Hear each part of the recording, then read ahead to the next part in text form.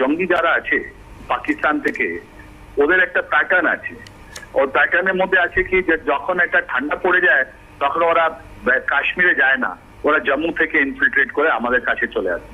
এই মুহূর্তে যদি আপনি পাঞ্জাবে যান বা জম্মুতে যান, আপনি দেখবেন যে ওখানে গহন কোহরা আছে, খুব জবরদস্ত, আপনি কিছু দেখতে পারবেন না, খুব গহন, আপনি সারপ্রাইজ হবেন। খুব ঠান্ডা পড়ছে আর তার সঙ্গে সঙ্গে যারা মর্নিং ফগ আমরা বলছি ওটা, আর ওর মধ্যে অনেকগুলো নদী তো আছেই।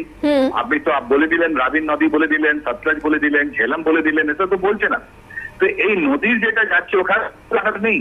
তো এই নদী দুদিকে দুপারে গহন কুয়াশাতে আপনার জঙ্গি যারা আছে ওরা আমাদের কাছে এক দুই করে ওরা ভিতরে আসার চেষ্টা করে।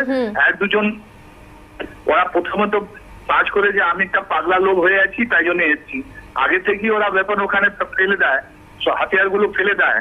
তারপর আস্তে আস্তে করে একজন দুজন, তাই জন্য আপনি দেখুন পাঠানকোট আমাদের মনে আছে তো, এয়ারপোর্টে আমাদের অ্যাটাক হয়েছিল। তো এই জায়গাতে তাই জন্য বিএসএফ আজকে যে স্টান্স নিয়েছে এই মৌসুমে, যখন ওদের কাছে খবর আছে, আপনারাও চালিয়েছেন, সবাই জানছে যে এখন পাঞ্জাবে ওদের একটা নতুন ওরা বেস করেছে। ওর মধ্যে ওরা জৈশে মোহাম্মদ বলছে, আমার মনে হয় ওরা লস্করে তয়বা, ওই লস্করে তয়বা যারা ট্রেন্ড গুলো ছেলেগুলো আছে, জঙ্গি যারা আছে, ওরা কাশ্মীরে না গিয়ে একদম কর্নেল শ্রীবাস্তব, আপনি অত্যন্ত গুরুত্বপূর্ণ পয়েন্ট তুলে ধরলেন।